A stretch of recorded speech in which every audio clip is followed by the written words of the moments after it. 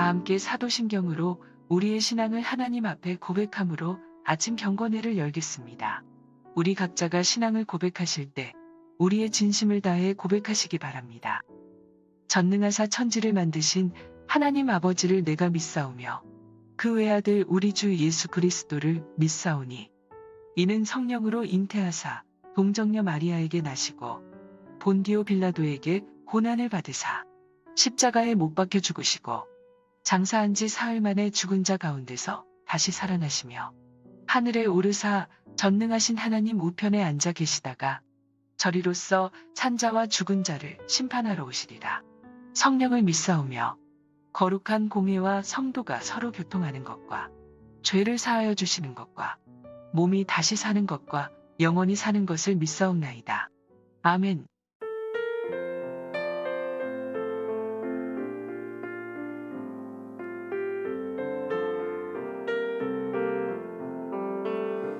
내 진정 사모하는 친구가 되시는 구주 예수님은 아름다워라. 산 밑에 백합화요 빛나는 새벽별 주님 영원할 길 아주 없도다. 내 맘이 아플 적에 큰 위로 되시며 나 외로울 때 좋은 친구라. 주는 저 산 밑에 백합 빛나는 새벽별 이 땅 위에 비길 것이 없도다. 내 맘의 모든 염려 이 세상 고락도 주님 항상 같이 하여 주시고 시험을 당할 때에 악마의 계교를 즉시 물리치사 나를 지키네. 온 세상 날 버려도 주 예수 안 버려 끝까지 나를 돌아보시니 주는 저 산 밑에 백합 빛나는 새벽별 이 땅 위에 비길 것이 없도다. 내 맘을 다하여서 주님을 따르면 길이 길이 나를 사랑하리니 물불이 두렵지 않고 창검도 겁없네. 주는 높은 산성 내 방패시라. 내 영혼 먹이시는 그네 누리고 나 친히 주를 뵙기 원하네. 주는 저 산 밑에 백합 빛나는 새벽별 이 땅 위에 비길 것이 없도다.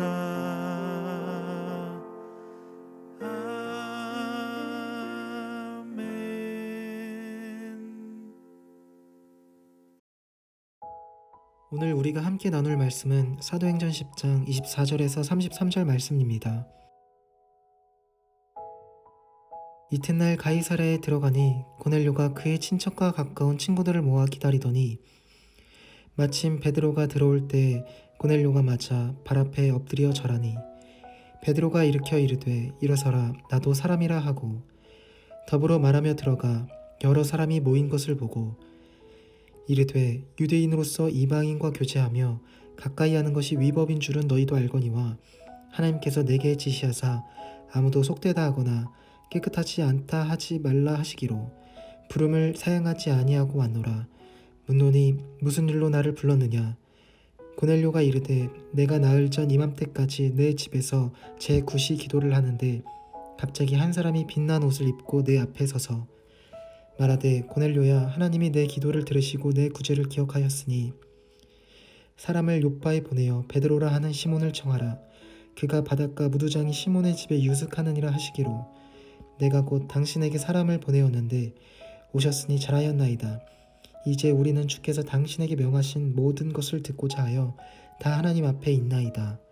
아멘.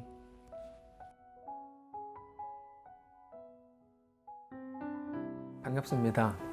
오늘 사도행전 10장 24절부터 33절까지를 중심으로 조건이 아닌 이라는 주제의 말씀을 함께 나누겠습니다.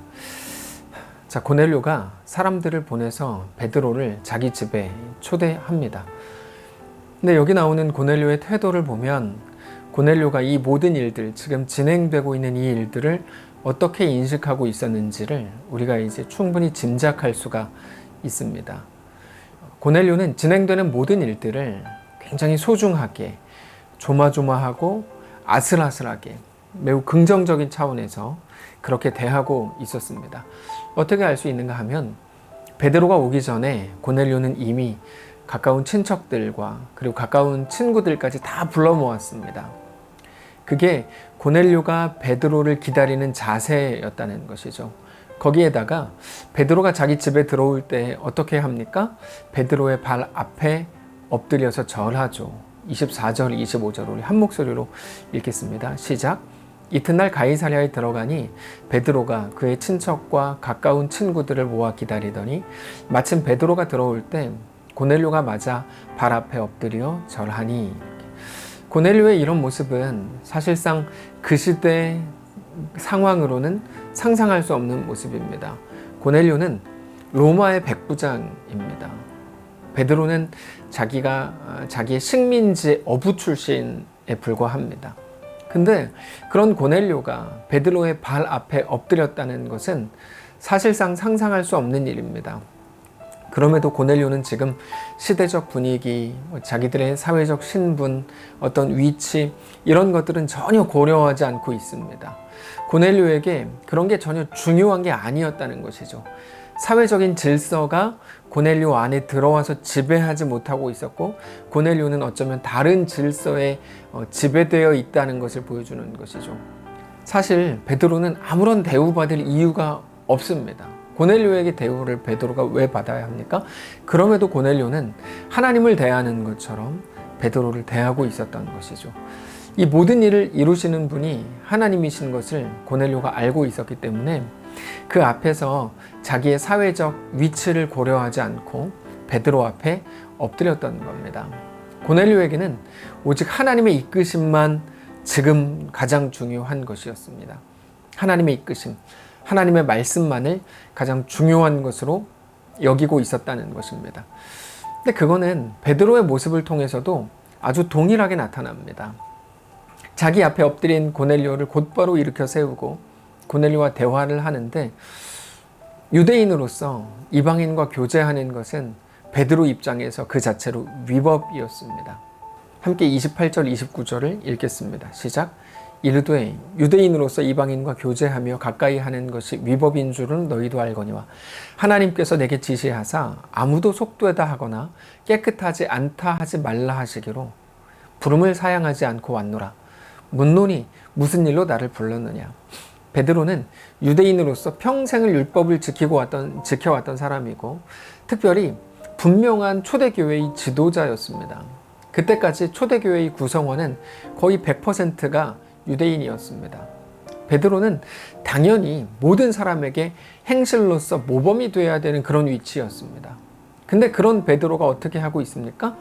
유대인으로서 이방인과 교제하며 가까이 하는 것이 위법이라는 걸 알면서도 그렇게 행하고 있는 거죠. 그 이유가 무엇일까요? 하나님의 이끄심, 하나님이 그렇게 하라고 말씀하셨기 때문이라는 겁니다. 뭐라고 말씀하셨다고요? 아무도 속되다 하거나 깨끗하지 않다고 말하지 말라는 거죠. 그래서 유대인이 이방인과 교제하는 것이 유대인의 법으로는 위법인 것을 알았지만 그것보다 하나님의 말씀이 더 위에 있다는 걸 알았기 때문에 그렇게 이제 행하고 있다는 것입니다. 이 두 사람의 모습은 그렇게 볼 때 상당 부분 겹칩니다. 특별히 고넬료는 로마라는 사회에서 그리고 베드로는 유대인 사회라는 그 사회 속에서 그들이 속한 사회가 규정하고 요구하는 그런 기준이 되는 분명한 모습들이 있었음에도 불구하고 그들의 각자가 처한 질서가 그들의 질서가 있었음에도 불구하고 그것보다 하나님의 이끄심, 하나님의 말씀을 더 높이 올려놓았다는 사실이 겹치는 부분인 거죠. 자, 순종은 매우 멋있어 보입니다. 순종의 사람, 멋있는 말입니다. 그런데 우리가 잘 아는 것처럼 순종의 어려운 부분은 무엇입니까? 순종의 또 다른 이름이 포기이고 내려놓음이기 때문입니다.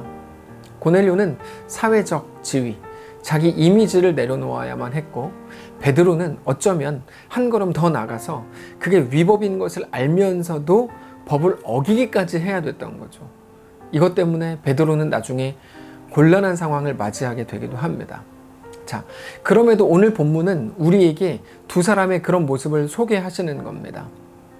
이 두 사람을 보라. 이게 오늘 우리에게 보여주시는 그림입니다.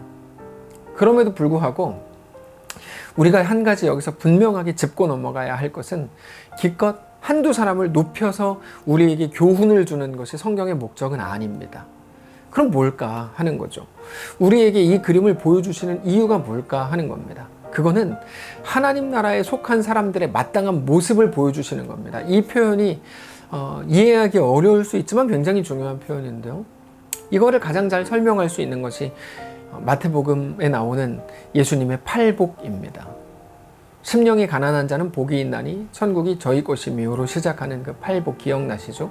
근데 거기에는 8가지 조건과 8가지 복이 나오는데 사실은 한 가지 복입니다.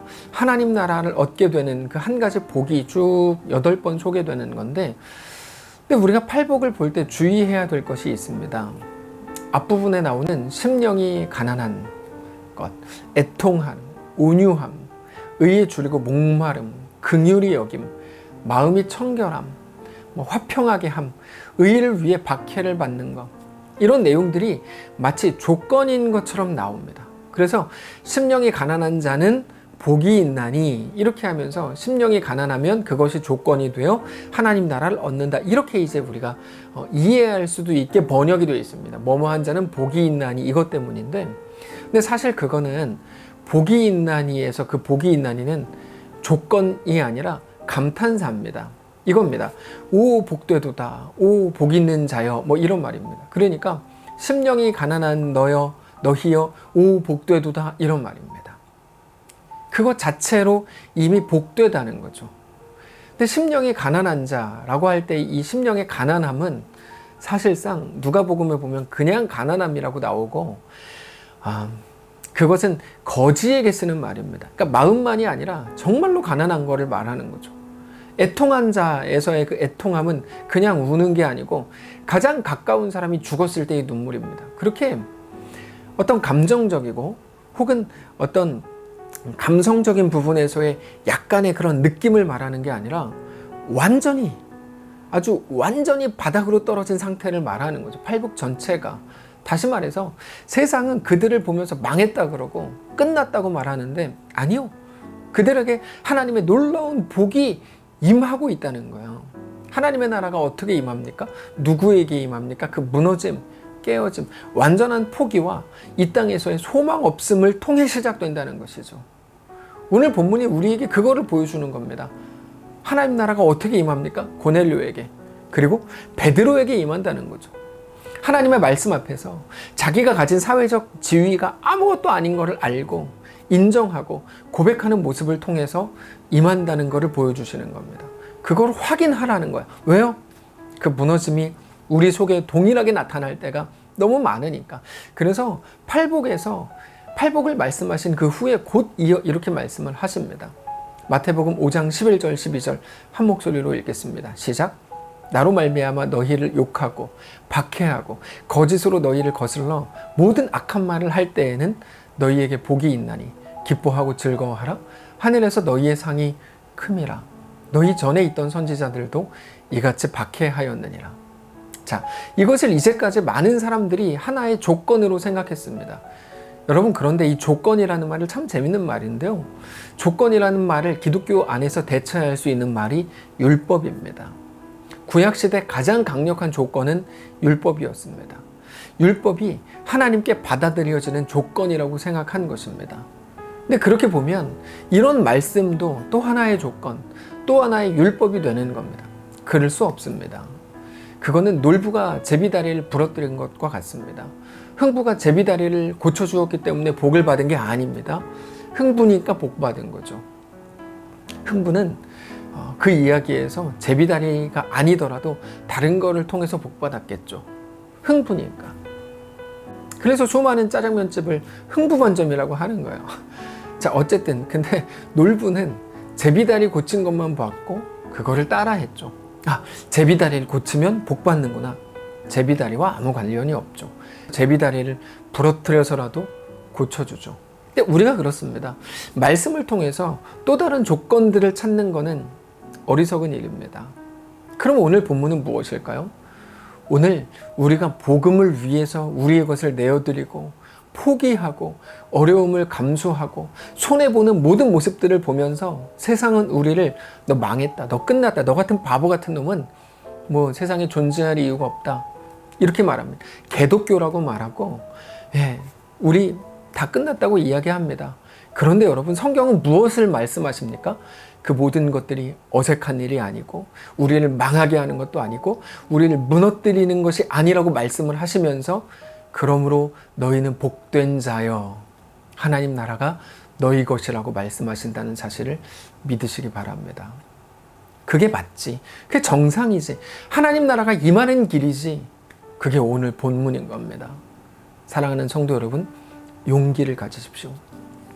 두려워하지 마시고 담대히 예수 그리스도를 믿으시고 예수의 길로 걸으십시오. 오늘 우리의 삶 속에 하나님 나라가 우리 가운데 임하는 것을 보게 될 것입니다. 주를 향한 온전한 섬김과 헌신과 우리의 드림이 여러분 우리를 망하게 하는 것 아니고 우리를 더 존귀하게 하고 더 영광스럽게 하고 더 온전한 하나님의 백성들로 서게 할 것을 믿으시기 바랍니다. 그 믿음으로 오늘을 거룩하게 살아내는 주의 백성들 되시기를 축복합니다. 한번 기도하겠습니다. 하나님, 우리가 오늘 하나님을 섬기면서도 늘 두렵고 마음 한편에 내가 잘 가고 있는 건가? 라는 생각이 들 때도 많습니다. 말씀을 통해 우리를 위로하시고 힘주시니 감사합니다. 세상은 너를 망했다, 끝났다 하지만 아니요, 너 잘하고 있다. 그게 맞는 길이지. 그 예수의 길이지. 하나님의 천국을 받는 자의 길이지. 말씀하시니 감사합니다. 오늘 또다시 용기를 내어 우리에게 허락된 이 길을 걷게 하옵소서. 주님과 믿음으로 동행하게 하시되 우리의 모든 삶의 현실 속에 충성과 순종을 주님 앞에 내어드리게 하옵소서. 다만 우리가 연약하여 흔들리고 쓰러질 때마다 우리를 붙드시고 일으키시고 놀랍게 우리와 다시 한번 역사하신 하나님의 은혜를 맛보게 하옵소서. 여전히 깊은 한숨과 두려움 속에 벌벌 떨고 있는 사랑하는 성도들 붙들어 주셔서 힘을 주시고 위로해 주시고 다시 그곳에서도 놀랍게 주님과 승리하며 동행하는 성도들 되게 하옵소서. 감사드리며 살아계신 예수님의 이름으로 기도합니다. 아멘. 자, 사랑하는 성도 여러분, 어디 계시든지 오늘 말씀을 기억하면서 힘내시고 승리하시고 담대하시기를 축복합니다. 하나님께서 우리와 함께 하실 것입니다.